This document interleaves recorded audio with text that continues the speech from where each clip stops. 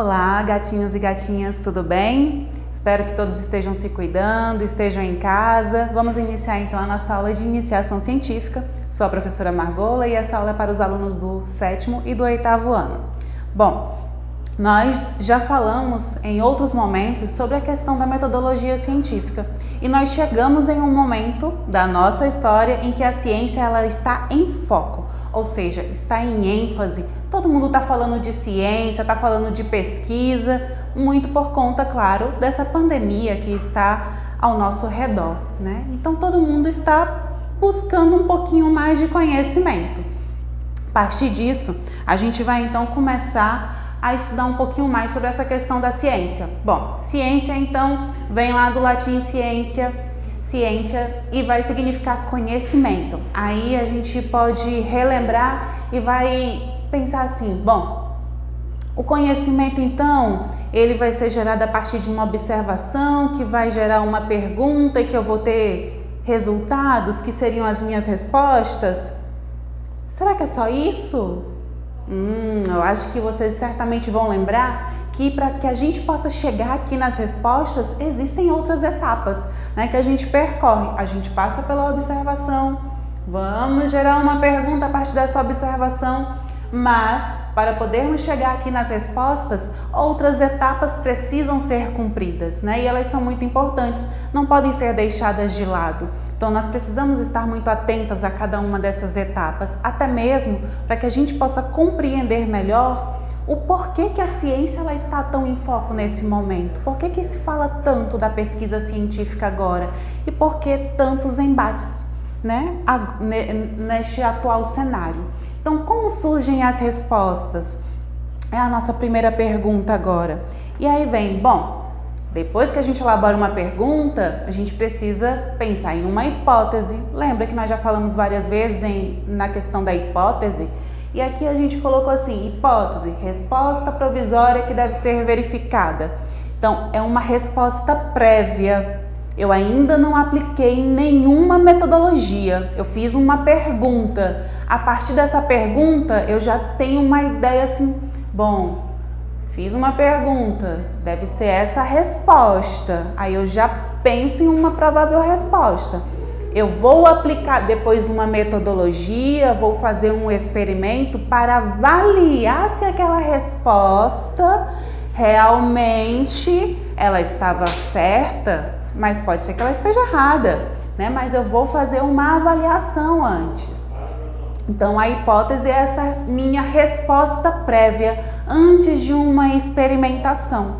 Então, isso é importante a gente relembrar. Depois da minha hipótese, aí sim eu vou para uma etapa importante do experimento. Mas, para que eu possa aqui, eu passo pela hipótese, né? Formulei lá minha provável resposta. Para que esse experimento aqui ele seja montado, então eu vou realizar um experimento para provar se a minha suposição, que é a minha hipótese, se ela é verdadeira ou não. Eu preciso pensar em todos os materiais que vão estar envolvidos, né? Então, bom, vou fazer um experimento para testar a minha hipótese. O que eu vou precisar? Deixa eu ver. Será que eu vou precisar de fazer uma pesquisa de campo? Aplicar questionário? Vou precisar ir para um laboratório? Quais os materiais que eu vou utilizar no laboratório? Quais as perguntas que eu vou fazer se vai ser a aplicação de um questionário? Para quantas pessoas? Qual é a minha amostragem? Então, tudo isso precisa ser pensado com muito cuidado, ser planejado. Então, olha outra palavra importante, planejamento.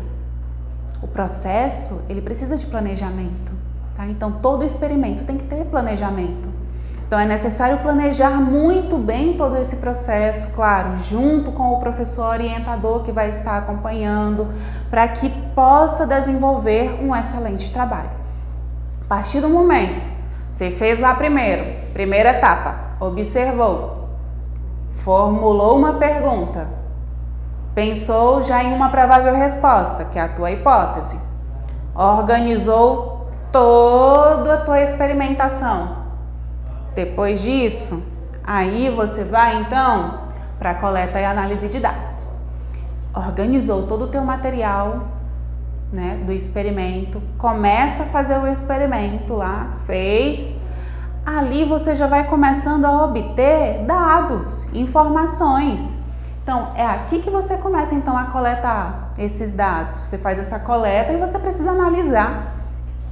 Lembra que a gente falou várias vezes em sala de aula da necessidade de se pesquisar outros autores, né? Ir atrás de artigos, se não artigos científicos, mas artigos já publicados em sites, em revistas, né? Mas que contribuem de alguma forma para o assunto que você pensou em trabalhar.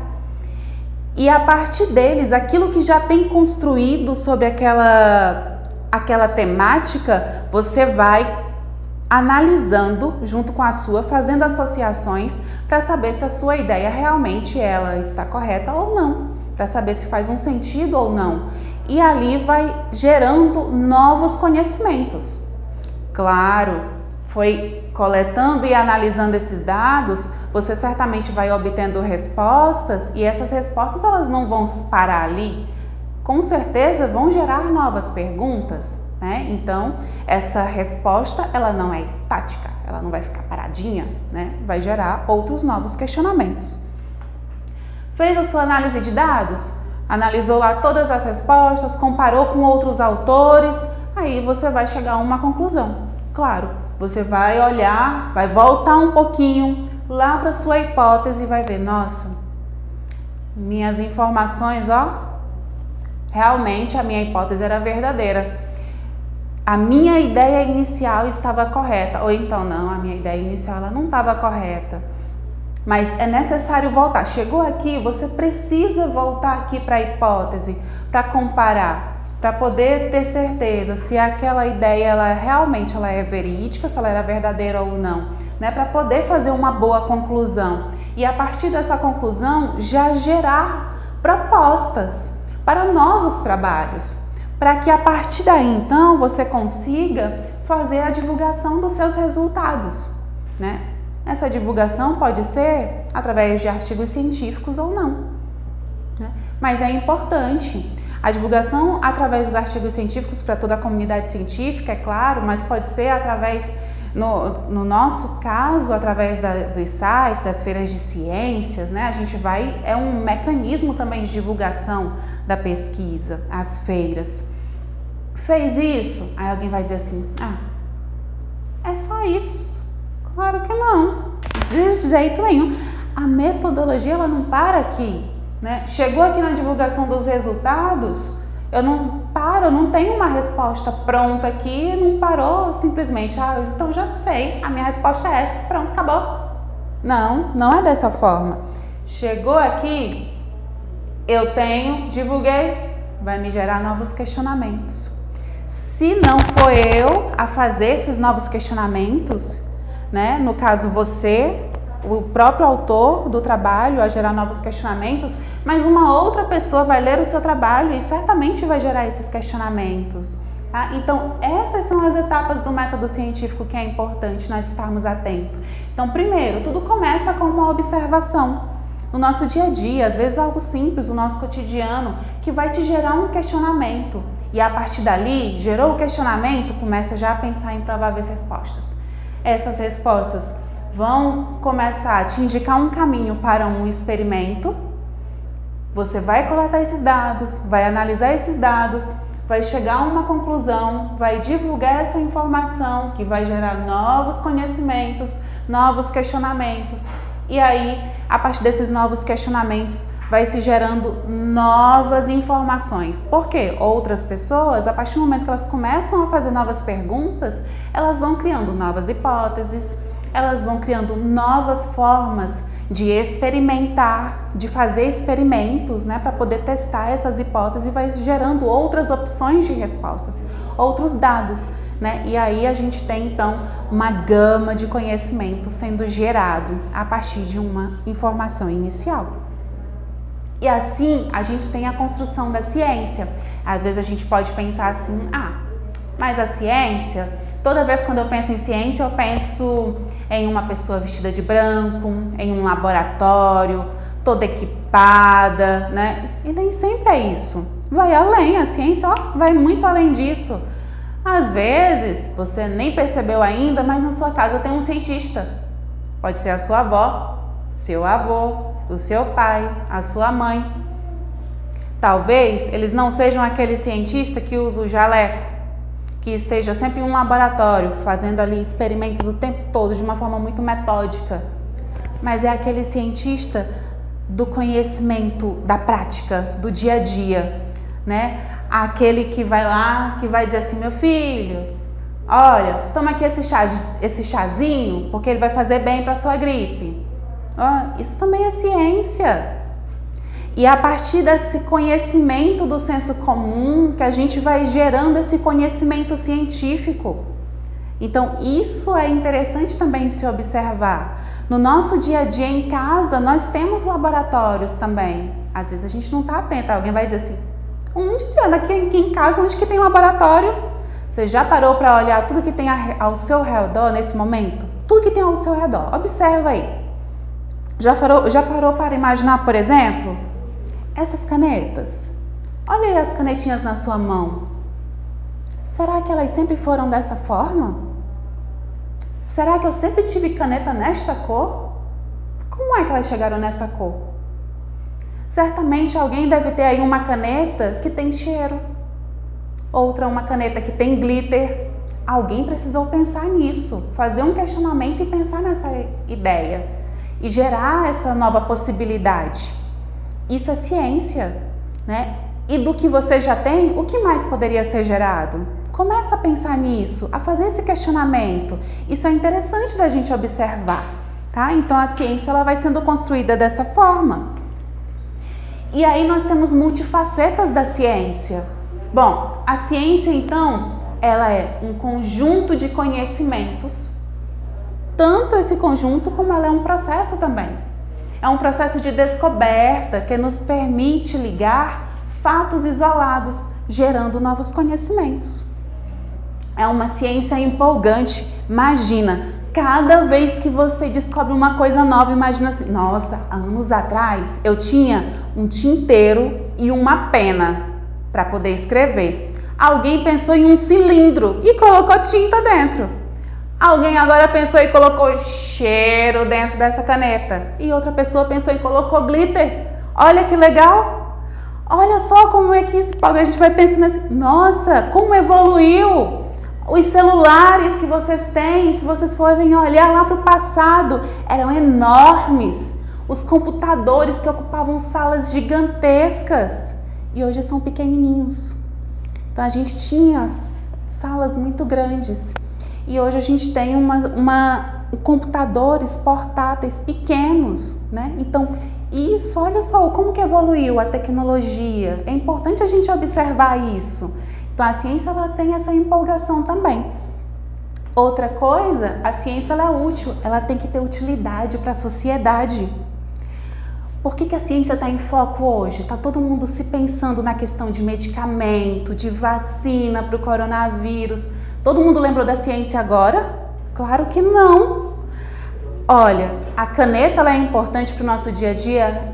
Mas além da caneta, a gente tem tantas outras coisas no nosso dia a dia que é importante que, olha só o quanto que a ciência foi importante na construção, na idealização de uma cadeira, na idealização de um lápis. E agora ela está em foco atrás de uma solução para essa pandemia que nós estamos vivenciando, de uma vacina, de um medicamento. Então ela tem que ser útil. Ela é um processo contínuo, ela não para. Certamente agora nós temos vários cientistas pensando, trabalhando em conjunto, pensando numa possibilidade de encontrar um medicamento ou uma vacina, claro, para o coronavírus. Mas vai parar aí? Claro que não. Alguém vai testar uma vacina e já vai dar certo. Mas certamente outros cientistas irão testar novas possibilidades. Ela não vai parar ali. Então é um processo sempre contínuo de estar sendo avaliado novas possibilidades. Até porque nós temos organismos que reagem de forma diferente. Às vezes essa vacina pode ser que ela não seja eficiente para um tipo de pessoa. Ou alguém tem uma alergia, então eu preciso ter outras possibilidades. A ciência ela é um empreendimento humano global, ou seja, todos nós contribuímos nesse processo científico, todos nós contribuímos nessa construção da ciência. Então, você também que está em casa, contribui com a ciência, contribui com esse conhecimento. A ciência, ela gera mais perguntas, ela nunca vai te dar uma resposta pronta. Se ela já te der uma resposta pronta, tem alguma coisa errada. Então, você precisa olhar para aqueles resultados e, a partir dali, gerar uma nova pergunta. Então, tá aqui uma charge que vem para a gente poder observar isso e entender melhor. Então, olha lá o Einstein. Pegou o pontinho de exclamação e foi virando e transformou em uma interrogação. Então, nada está totalmente pronto. Precisa sempre gerar uma nova pergunta. E é assim que a gente vai construindo novos conhecimentos. Sendo assim, o pesquisador, ele precisa ser sempre curioso. Eu preciso olhar para tudo que tem ao meu redor e pensar, por que isso é dessa forma?